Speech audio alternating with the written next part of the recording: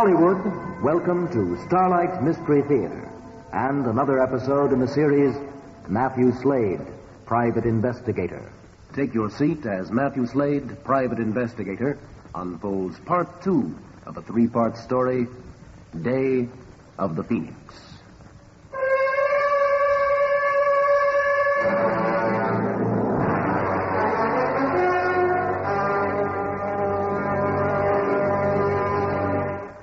In my job, the hours are odd. So are the circumstances and the people I meet. You could even call some of them dangerous.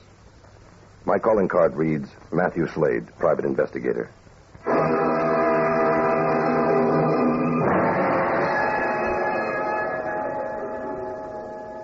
In last week's story, Mathew Slade found himself suspected of killing his friend and client, Richard Marlowe, and Marlowe's chauffeur, Howard Morris. Murders which also involved the disappearance of a valuable jade statuette in the form of the mythical phoenix bird. With 3 separate people contacting Slade to recover the phoenix, Marlowe's young and attractive widow, Laura, a curious man from Damascus, Aram Ballestero, and a questionable art dealer, Edward De Silva, Slade set out to find the murderer and the reasons behind the interest in the missing phoenix. While searching De Silva's home, Slade is blackjacked.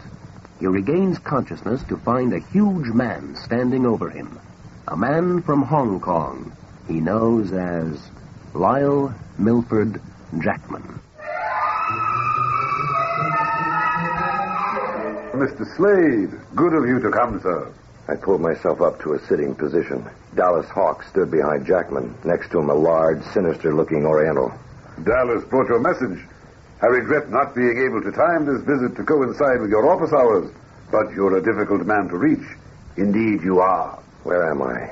Aboard the Kondo Maru, sir, a Japanese freighter. Well, this is the first time I've been shanghaied for an appointment. Well put.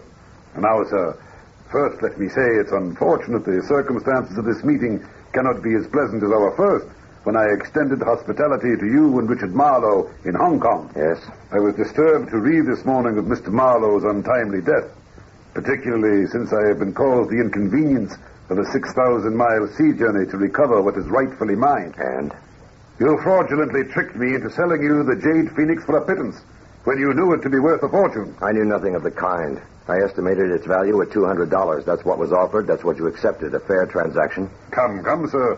You can hardly expect me to believe that. To prove it otherwise, the Phoenix to me is still a replica and worth exactly what we paid, no more. That is a matter of opinion, sir. Replica or not, the Phoenix belongs to me. I want it back. You might try telling that to whoever stole it. Stolen? That fact wasn't reported in the papers. They don't know about it. And for the moment, neither do the police. Would it come as a surprise to you, sir, if I told you the Phoenix is worth in excess of $500,000? That is a lot of money, sir. Wouldn't you agree? I certainly would. Hang Pinto, Shimoda. The steward with our wine. A little libation, Mr. Slade. I'm sure you could do with it. Untie Mr. Slade, Dallas. That will be all, steward. A definitely delicious blend of fine French wine, sir. I trust you'll find it appealing. Here's to our meeting. Shall we go on? By all means. If the Phoenix has been stolen, somebody in the city has it. I want it. Now, let's be frank. Do you have any idea who that might be? An idea, yes. Excellent. Now, sir, a proposition for you. Deliver the Phoenix, and 1/3 of its realized worth will be yours. And that would amount to a tidy sum. Well, what makes you think if I found it, I'd turn it over to you? I'm a determined man, Mr. Slade. Have ways and means of getting what I want. You mean using your muscle men over there? If necessary. But you appear to be a man of sound reasoning. I'm sure we can come to a satisfactory understanding. You leave little choice. A man of good sense. Now, assuming I locate the Phoenix for you, what guarantee would I have against you slipping off to Hong Kong, leaving me out in the cold, so to speak, or perhaps even dead? You would have my word, sir, as a gentleman. Well, that's fine for a fraternal club, but I mean something that would act as a bond, a guarantee of your good faith. Would $500 guarantee you that? No, but 5,000 might. After all, we are talking about $500,000. A man of definite ideas. I like that. 5,000 it is, sir. I like to be fair, always. Shall we toast to a profitable transaction? Incidentally, your friend from Damascus is here. Ballestero? He arrived yesterday. He said you sent him to London on a wild goose chase. I did. By Jove, I did. He is a man worth watching. Could cause us trouble. The authorities, if you know what I mean. Where might he be contacted? And so you can send Dallas around to take care of him? No, sir. Just to follow him. Well, he's not very good at that. Leave Ballestero to me. Very well, sir. He is your charge. For the moment, then, that concludes our discussion. I'll have Dallas drive you home. Oh, and about the 5,000. You have it at my office tomorrow morning. And let's have it understood. I'm not guaranteeing anything. Whatever has to be done will be done my way. The check will be at your office in the morning. No checks. Cash. In crisp new bills. Shall we drink to it? I'll send you a receipt. Your guarantee. As you like. Allow me to see you off the ship. I trust I'll be hearing from you shortly. I left Jackman in a swirl of cigar smoke. He was an insidious man, one not easily tricked. I knew I'd have to walk a tightrope in my dealings with him. I returned to my apartment, was just finishing a shower, when the phone rang. Hello? Finally. I've been trying to reach you all afternoon. Where have you been? Oh, it's another long story, Jonesy. How's Mrs. Marlowe? She's at the Fremont Terrace, apartment 401. She's waiting to hear from you. Good work. You're a sweetheart. Good night. I dressed, then left for the Fremont Terrace apartment. As I pulled up in front, I saw Mrs. Marlowe leaving in a cab. I followed right to Eddie De Silva's home. Her phone call there earlier now took on a meaning. I watched her from my car as she approached the front door. De Silva opened it. She went inside. I made my way to the door. I could hear their muffled voices. Successive slaps, and then... I tried the door. It was locked. I braced myself and put my shoulder to it. It gave way. They were standing in the center of the room. De Silva had hold of her arm. A thin line of blood ran down his cheek.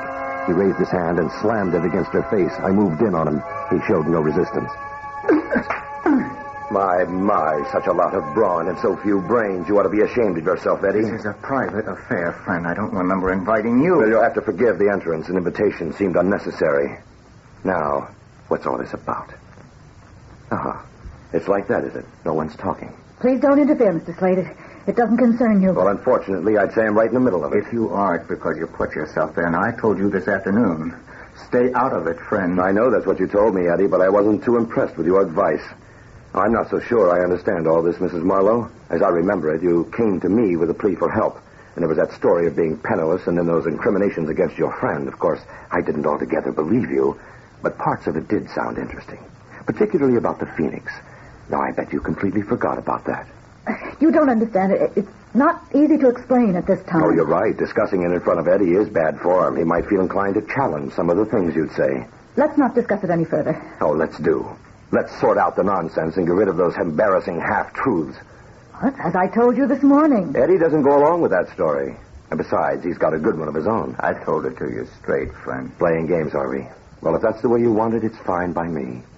You're going to have to do your talking sooner or later. And you won't find it easy putting off with the police.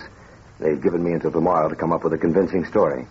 What I have so far should interest them. There's no sense in getting riled, friend. There's really nothing to all this. It's an unfinished business transaction. With the events of last night, well, we felt it best to finalize it discreetly. That's all there is to it. Oh, you two are good.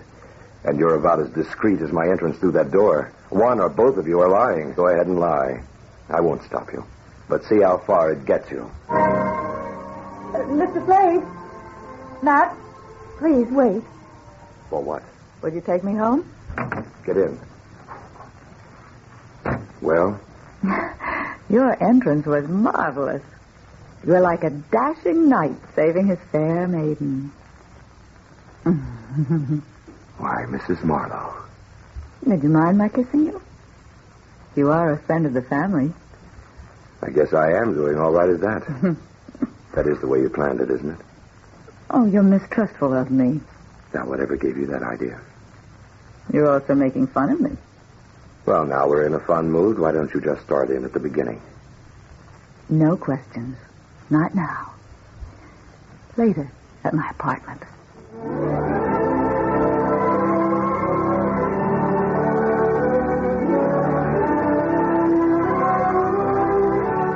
She was playing it cute, and I decided to play along with her. Here's your key, Mrs. Marlowe. Keep it. As my dashing knight, you may have to rescue me again. I wouldn't want you to break down this door. You won't mind if I change before we chat? No, not at all. If you're handy in the kitchen, you might heat some coffee. It's on the stove. I'll just be a minute.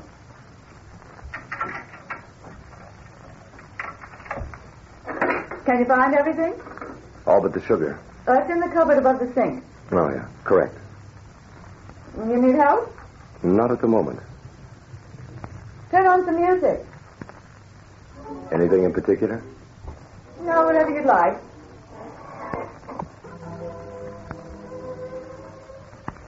I noticed some paperback novels lying on the cabinet. The top one caught my eye. The cover displayed an attractive girl clothed in a sheer hostess gown. Her blonde hair fell to her shoulders. The title read, Blackmail. Something interesting? Laura stood in the doorway. The girl on the cover had come alive. Remarkable resemblance. Oh, that's a bed partner. You don't have much imagination, do you? Score one for Mr. Slade. Well, you're not going to stand there all night, are you? Come, sit here. The apartment comfortable? Very. Do you take this good care of all your clients? Special clients. I'm flattered.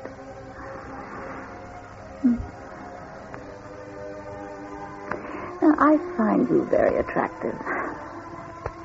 Falling for you is easy. You're something quite new. Different. And you kiss beautifully. You're flattering me. Would you believe me if I told you I'm falling in love with you? No, I wouldn't. Well, the truth is I am. I don't know how to pay you a greater compliment. Well, you might stop insulting my intelligence.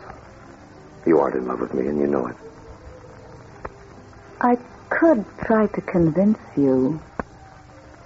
From the bedroom? Possibly. That's a switch. Well, it won't work, Mrs. Marlowe. Making love is fine. I'd like to spend more time at it, but my intuition tells me that going in there with you... You aren't the most exasperating man I've ever known. You're sarcastic and unfeeling and... And old enough to know when I'm being played a line. Now, that's all settled now. What were you doing at Eddie De Silva's? Oh, Matt, I want you to trust me. Well, as yet, you've given me little reason to trust you. I've asked you to help me. I'm not sure I really know what it is you want. The Phoenix. Oh, that's what you told me. But how much of that story this morning is the truth? I haven't told you everything. I'm afraid. Of what? Of what might happen to you. Someone might try to kill me? Yes. Now, you're a gem of a liar. All right, let's take it again. What were you doing at De Silva's? Matching stories? No. Oh, that's not important. What is important is that you help me. You said you'd help me.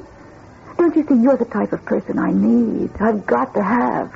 I wouldn't know about that. You're being unfair, totally unfair. And you're being dishonest. Now, why don't you try telling me the truth? Please, Matt. With you, it's different. I've never felt this way about anyone before. I know you're wondering about Eddie, but at the time I had no choice. I needed his sort to help me. The sordid life of Laura Marlowe on display. No sale. That's the way it is? That's the way it is. Yeah? Go ahead. Take a deep breath and shake a little. Now, let's see how helpless you can look. You think I deserve it, don't you? Oh, you're wrong about me, Matt. If I could only get you to understand. And stop it. Stop this drivel. Don't be harsh with me, Matt. I'll try to remember that tomorrow when I'm talking to the police. You won't tell them about the Phoenix? There's no other way. I'm not going to let you involve me in this any further. Involve you? I don't understand. You understand perfectly. You need me to run interference between you and De Silva. Somewhere along the line, I pick up the Phoenix and deliver it to you. Oh, I may get killed in the process, but stupid Lancelot Slade will do it all because you say you love him. You're hiding something. If you want me to help you, I've got to know the full story. I'm fed up with being blackjacked, grilled, and threatened with jail, and of you trying to make a fool of me. Be patient with me, Matt. I've reached the limit of my patience.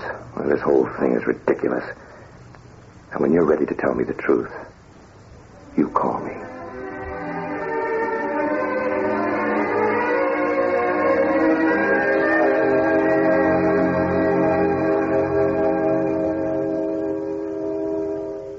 I couldn't help but smile as I walked down the hall to the elevator. I thought my performance was pretty corny, but at least it was better than hers. She'd have to use different tactics from here on out. I wasn't about to fall for that phony love-making routine. It was late when I drove into the Warwick Arms garage, parked my car, and rode the elevator up to my floor. I could feel the anesthesia of sleep creeping through my bones as I reached my apartment door. It was ajar. I flattened against the wall. I edged the door open with my foot, and there sat Lyle Jackman, reading a copy of the Brothers Karamazov. You people have the strangest visiting hours. Again, my apology, Mr. Slade. Forgive the invasion of your privacy. The visit now is purely social. Yeah, the place is a mess. His work, no doubt. The search was a necessity. A matter of precaution, you understand. I had to be sure you weren't already in possession of the Phoenix. It seems you are not. Or at least if you are, it is not in this apartment. Yeah, well, tell Hawks to stop waving that silly revolver in my face or I have to take it away from him. No need for that, Dallas. Put it away. If you don't mind, how did you gentlemen get in here? I thought you might be wondering about that. Well, sir, in all fairness, I must give credit to Dallas. He has a knack for opening locked doors. I'll bet. I can't imagine you slipping in through the keyhole. Very neatly put. Now, sir, let's be candid. The house you were searching on Ronda Vista Lane belongs to Edward De Silva, a dealer in antiques. Would it be foolish of me to think of Mr. De Silva as being our man? He could be. I wonder if I would also be correct in thinking, assuming Mr. De Silva is in possession of the Phoenix, that you and he, how shall I put it, are in cahoots. Your assumption is incorrect. For your sake, I trust so. Let's get one thing settled right now. I don't intend to let you threaten me. It's bad enough I should let you get away with breaking in here. Now, if you think sir, no need to take that Well, stand. that's the stand it's going to be. I didn't select you people to do business with. You picked me. Be that as it may. Look, the police have been badgering me with questions I can't answer. Now, just how long I remain out of their reach till some sense comes out of all this depends on people like you staying out of my way. The police are not my concern, sir. Well, they are mine, particularly since I'm the one facing them. My agreement with you, sir, concerns itself only with locating the Phoenix. I trust we can avoid disagreement over the point. In times of strife, men sometimes lose their better judgment. If it be any consolation to you, let me remind you, in the morning you will have in your possession $5,000. Later, a vastly greater sum. I'm sure that's worth a reasonable amount of trouble. I don't mind a reasonable amount of trouble, but I told you I'd handle it my way, and that's the way it's going to be. You're an uncommonly difficult person to get the best of. But have it as you wish. We'll leave matters as they stand. Now, let's do that. One further thing, Mr. Slade.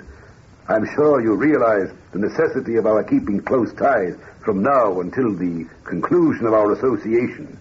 I can't afford any indiscriminate moves, you understand. And if you're thinking of having Dallas follow me again, I wouldn't suggest it. I wouldn't like Dallas harmed. I'm extremely fond of him. It'd be hard to find another boy like him. You could pick one up in any cheap pool room. I'm sure you'll agree, Mr. Slade, provoking Dallas is not a wise course to follow. He's sometimes quick to take offense. Now, I think we must be going. How do I get in touch with you? Are you still on that boat? Yes, sir. The Condor Maru, Pier 9. The next morning, I decided to do a little checking on the man from Damascus. I paid a visit to an old friend, Stephen Gates, curator of Far Eastern art for the city's museum. Matthew, good to see you again. Come in, come in. Nice to see you again, Steve. I heard you were out of the country. Where were you this time? The Orient, mostly. I was on an assignment for Richard Marlowe. Ah, yes. Unfortunate about his death. Odd business, that. Yes. I need your professional opinion on something, Stephen. By all means. Are you familiar with a jade statuette carved from the likeness of the Tibetan phoenix? Yes, somewhat. I was reading about it not too long ago. The figure is a strangely conceived image of how the king of birds should look. It's described as having the neck of a serpent, the bill of a wild fowl, and the grace of a swan. Its forehead is crowned with a crest that resembles a mandarin drake. Fascinating, wouldn't you say? Yes. Is there a possibility an original actually exists? Oh, my personal opinion is no. There's reference to it here in this volume. I remember it was towards the middle here. Let me see. Yes. Here it is. It's said to be legendary. However, as you're aware, there have been several cases of so-called mythical objects turning out to be realities. In this case, the phoenix has never been proved one way or another. Oh, I see. It says here a Damascus art dealer thought it to be the real thing. The book states he discovered it in a junk store in Corsica, and he kept it for his private collection. It was stolen following his death. Well, it seems more than one person believed it to be anything other than legendary. Suppose it turned out to be the original. Could you place a value on it? Oh, it's hard to say. 100,000? $250,000? It could be priceless. How does one put a value on such an item? Have you ever heard of Aram Ballestero, curator for the Damascus Museum? Ballestero? It has a familiar ring. I'm sure he's listed in the Mastai's dictionary. Let me look. Here. Oh, yes. Let's see. L. Ballestero. Oh, yes. Uh-huh. Ballestero. Aram. Curator, Damascus Museum. I met him yesterday, but I wasn't too sure. Yesterday?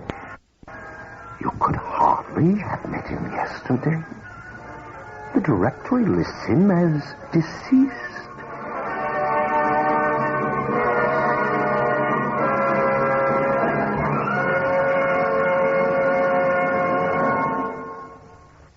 This is the United States Armed Forces Radio and Television Service.